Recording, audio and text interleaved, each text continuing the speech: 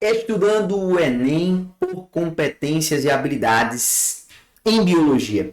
Então, quais são as principais competências e habilidades que a gente precisa desenvolver para ter um bom desempenho na prova de biologia, que eu sei que é o que você quer, por isso que você está aqui para alcançar o seu 15 de 15 em biologia, e eu garanto que você não vai se arrepender. Hoje, nós vamos aqui estudar o nosso parâmetro número 8 e a habilidade 28. Então, eu estou falando da competência que a gente precisa desenvolver e alcançar e a habilidade que está diretamente associada a esta competência que nós precisamos desenvolver. Então, vem comigo aqui para a gente entender o que diz a competência número 8. Olha só, a competência número 8 ela vai falar sobre apropriar-se de conhecimentos de biologia para, em situações problema, interpretar, avaliar ou planejar intervenções científico-tecnológicas. Então, olha só, quando nós paramos para pensar na escala do processo de ensino-aprendizagem, ou seja, quando a gente fala da escada cognitiva que nós temos que percorrer para conseguir compreender, né, de forma total e bem fundamentada um determinado conteúdo, a gente tem alguns passos específicos para seguir neste caso. Tá? Então a gente sempre lembra daquela nossa taxonomia de Bloom, tá? Que é o quê? É a escada cognitiva que nós desenvolvemos durante o processo de aprendizado. Então as primeiras etapas elas estão sempre associadas à identificação e memorização. Então são etapas mais comuns e fáceis. Porque quando você está falando de uma etapa de identificação, de memorização, é um estágio bem mais primitivo do processo de aprendizagem. Porque basta você ver, né, e conseguir ali ter uma compreensão básica daquilo. Para que quando você vê aquele mesmo processo, você já identifique, você já lembre dessa memorização que foi executada, tá bom? O segundo passo, o segundo processo, ele estaria associado aí a algo mais profundo dentro do processo cognitivo. Sermos capazes de, a partir de identificar e memorizar, também justificar e explicar determinados processos, fenômenos e assim por diante. E a terceira e última etapa do processo de aprendizagem é exatamente dessa competência número 8, que é a gente ser capaz de avaliar e projetar determinados parâmetros ou determinadas resoluções para os problemas específicos. Então a gente entra no panorama de quê? No panorama que é conhecido como elaboração e criação. Então, quando eu estou falando aqui do processo de ensino-aprendizagem, a última etapa, que requer um nível cognitivo de desenvolvimento bem mais alto, ou um nível cognitivo de relação com aquele conteúdo bem mais alto, eu estou falando de uma etapa de elaboração e ou criação. Então, eu só consigo criar determinadas coisas, eu só consigo falar ou elaborar determinadas coisas, ou planejar intervenções, quando eu tenho um conhecimento bem estruturado sobre aquele conteúdo. Tá? É exatamente isso que a competência 8 espera de nós. Por isso que ela é a competência lá do final. Porque você já desenvolveu as outras competências que vão te garantir nessa escada cognitiva um melhor desempenho na hora de elaborar e planejar determinadas intervenções. E aí vem a habilidade que está diretamente associada a essa competência.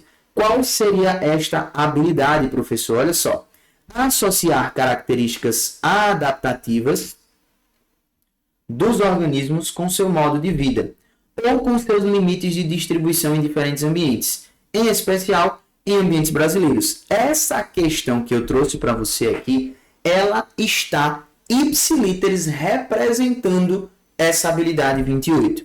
Então eu preciso ser capaz de associar características adaptativas dos organismos ao seu modo de vida, enxergando dessa forma como aquilo ali é uma vantagem para ele, como aquilo ali faz sentido nessa realidade adaptativa e, ainda mais, como isso interfere nos seus limites de distribuição em diferentes ambientes, especialmente no ambiente brasileiro, porque essa cobra que vai ser trazida é uma cobra brasileira. Então, vamos aqui já perceber como é que essa habilidade já está traduzida diretamente nesta questão. Olha só, eu vou dar um zoom aqui para a gente ir acompanhando junto. Então, olha só o que ele vai dizer.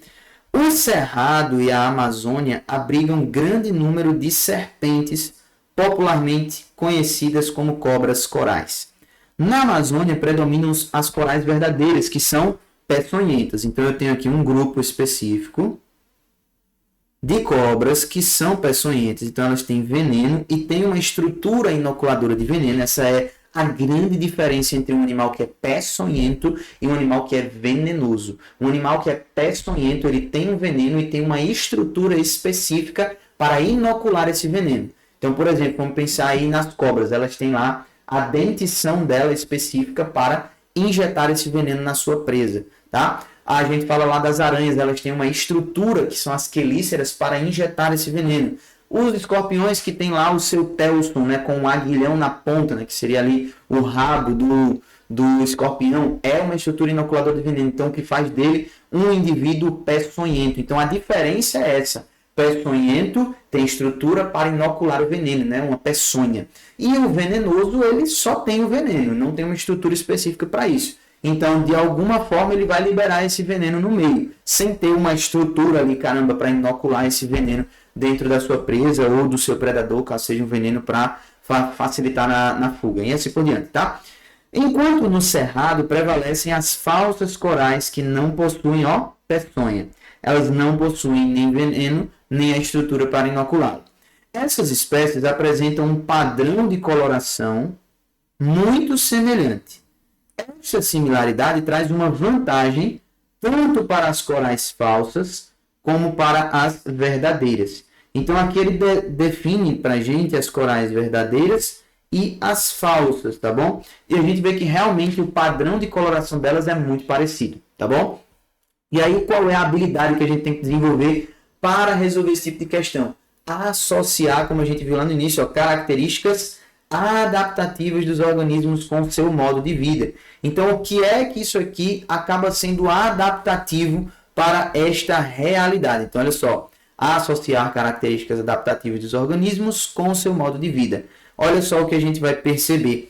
A pergunta vai trazer a necessidade de resposta exatamente disso aí. Ele vai perguntar aonde existe essa associação, do porquê ela faz essa imitação da coloração e por que isso daí está associado ao seu modo de vida. Ó. Ele vai perguntar aqui o seguinte, qual a vantagem dessa similaridade para as falsas corais? Tá? Então, qual é a facilidade para as falsas corais? Elas estão praticando aí um mecanismo adaptativo conhecido ecologicamente como mimetismo, tá certo? Então, o mimetismo significa um processo adaptativo de imitação mesmo, conferindo uma característica adaptativa vantajosa. Então, copiar essa determinada característica tem uma vantagem adaptativa. E o que é adaptação? É sobreviver e, portanto, sobrevivendo ele vive mais e deixa mais descendentes. Então, provavelmente, ter essa cópia dessa característica favorece com que esse tipo de coral falsa, mesmo sem ter a peçonha, mesmo sem ter como realmente se defender ou como realmente caçar de uma forma mais eficiente, a sua coloração ela vai traduzir para a natureza e para aqueles que estão visualizando-a o quê? Uma mensagem de que não mexa comigo, eu sou perigosa, porque dentro da natureza existe alguém que tem esse padrão e é muito perigoso. Então, imitar aquilo ali está fazendo com que ela sobreviva mais e, portanto, deixe mais descendentes. Então, portanto, é uma característica adaptativa, tá? Então, qual é a vantagem dessa similaridade para as falsas corais? Letra E. Otimiza o encontro de parceiros reprodutivos. Essa coloração de imitação não tem um fundamento de atração de parceiros sexuais. Por quê? Se fosse assim, ela poderia correr o risco de atrair alguém que não é o seu parceiro, como é que eu posso dizer? Compatível. Por quê? Não são duas espécies diferentes, então não faz sentido. Então não é para otimizar encontro de parceiro sexual. Letra D. Reduz a possibilidade de sofrerem predação. Opa, aqui a gente já tem um ponto importante. Por quê?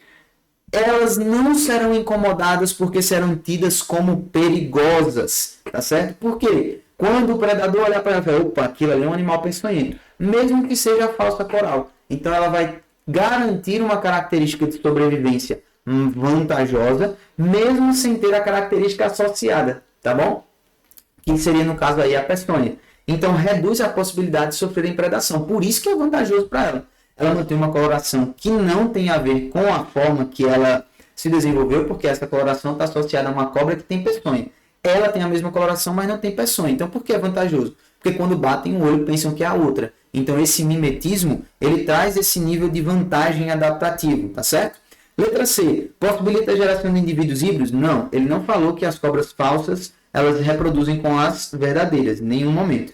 Letra B, diminui a competição por recursos? Não necessariamente, se elas se alimentarem do mesmo conteúdo, do mesmo recurso disponível, isso não vai diminuir, porque elas se parecem, tá? Pelo contrário, aumentaria, né? E letra A, facilita a captura de presas? Não facilita, dificulta, porque quando a presa vê esse padrão de coloração, ela já vai ligar um alerta, que é o que a gente chama de coloração de advertência. Então, quando as presas veem isso, elas já ativam o modo de sobrevivência full time, para poder fugir desse predador. A principal vantagem aí é justamente não ser incomodada, tá?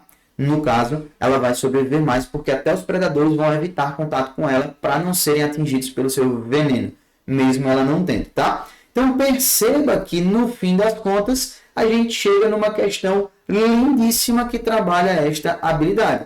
Nós associamos essas características adaptativas com o modo de vida dessa cobra. Então, isso daqui é a habilidade do Enem purinho. E se você quer trabalhar o Enem construindo e desenvolvendo essas habilidades e essas competências para garantir a prova, sem ficar preso a bizu, sem ficar preso aí, né, a diquinha de prova, sem ficar preso aí a tipo, eu tenho que ver o cronograma inteiro. Não, estudar com estratégia, porque o foco é desempenho, é rendimento, é performance, beleza? Então, o que você precisa desenvolver essas habilidades para não ser pego de surpresa por qualquer coisa que o Enem venha a fazer, que muitas vezes a gente não está esperando. Então, se você quer estar preparado para todo momento, eu quero te entregar 15 dias de graça da nossa plataforma para você poder aprender dessa forma aqui e ver que você está deixando questões na mesa e que você tem capacidade para resolvê-las. Basta desenvolver essas competências e habilidades, beleza? Então resgata seus 15 dias de acesso aí embaixo e eu estarei sempre por aqui para te levar ao teu 15 de 15 em Biologia.